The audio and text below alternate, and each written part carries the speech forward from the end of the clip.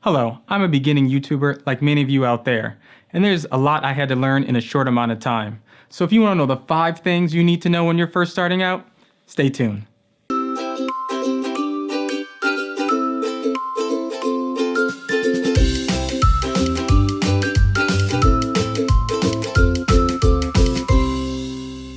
Hello. There's a lot that goes into starting a YouTube channel that a year ago, I had no clue.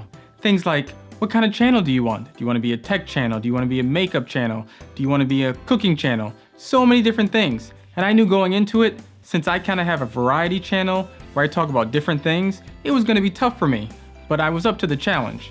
But then you have to decide on what you want to do for yourself. But also, you have to have reasonable expectations. Like, you're not going to be YouTube famous right off the bat. You're not going to replace your day job right off the bat. Now, if that's your goal, by all means, but go into it because you like making videos, you want to help people, and you want to share information. If you go with that, you'll be just fine. So let's get into it. So first, number 1, you're going to need a plan. You can make this as elaborate or as simple as you'd like.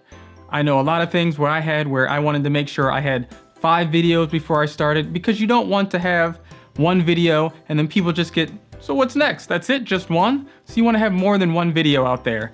You want to know how often you're going to post videos. Like myself, I post beginning in the middle of the month. Granted, when I get a little more time, I'll start posting more, but I wanted to start off slow so I didn't overwhelm myself. There's so many things that go into making this channel. There's a lot of good tips, there's videos out there. YouTube gives you a great guide on everything that you need to know about starting your channel, and I suggest you go research that. Number 2, we're going to talk about what you want versus what you need. There's so much equipment out there that you can choose from. You can go broke buying equipment, or you can stay pretty reasonable. There's a lot of famous YouTubers that may only use their cell phone or very cheap equipment, but there's also a lot of good YouTubers who've been around for a while and making quite a bit of money, and they have really good equipment. So you gotta balance it. First starting out, go cheap.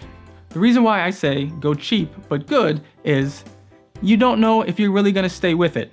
And if you know you're gonna stay with it, then you can upgrade to something a little bit better. I really wouldn't go average. And why I say that is because when you get that average equipment, you're always gonna wanna strive for more. So just go cheap, knowing you're gonna get something better in the future as long as you stick with it. One thing that I definitely took note of, video, it could be so-so, but audio has to be on point. That's what everybody says. So I made sure I tried to get the best audio. There's a really good channel that talks all about mics, so you can get the best quality for the least amount of money. So go check out Bandrew when you get a chance. Now when I'm talking about cheap versus good, let me give you an example. Now this is the Pile 78. It's comparable to the SM58. That's pretty popular. But then I tried this out, it was pretty decent, but I wanted to upgrade when I knew I was gonna stay with YouTube. So I got this, the Procaster from Rode, which is an excellent dynamic mic. And I use this quite a bit. And this, I just use as a backup, or if I just want to have fun. I also have another mic, the Rode Video Mic Pro, that I'm using to record this video with as well. So I have a wealth full of them, but I didn't start out with these expensive mics. I started off cheap, I've sold all those cheap ones, and now I've gotten quality because after about 6 months, I know I'm going to stay with it. And remember the law of diminishing returns. And think about this with cameras. Now a $200 camera versus a $1,000 camera, yes, we'll have some reasonable upgrades and features. But when you go from a $1,000 camera to about a $3,000 camera, there's not so much of a difference. At that point, you're paying for personal preferences and the little things. Yes, there are a few big features when you upgrade to that $3,000 camera, but it might not be important to you.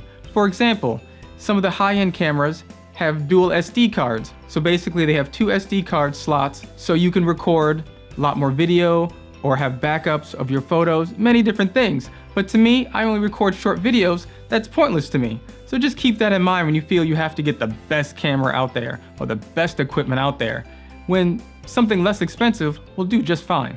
Number 3 is just start. Now I know I talked about number 1, just make a plan and get it out there.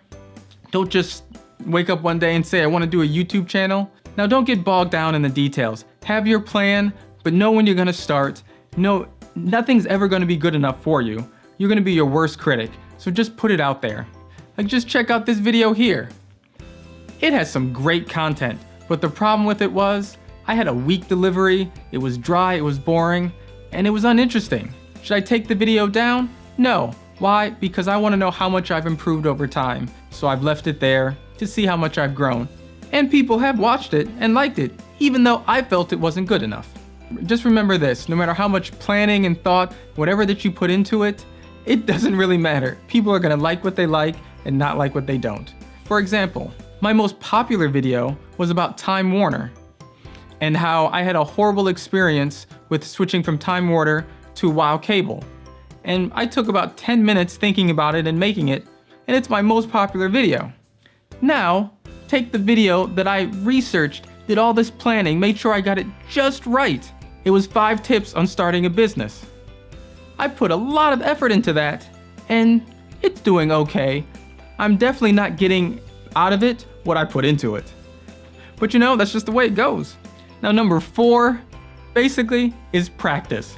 You can watch all the videos you want, do all the research you can, but until you actually practice, it means nothing. I thought after hours and hours of prepping and planning, looking at all these videos, I know exactly how to film.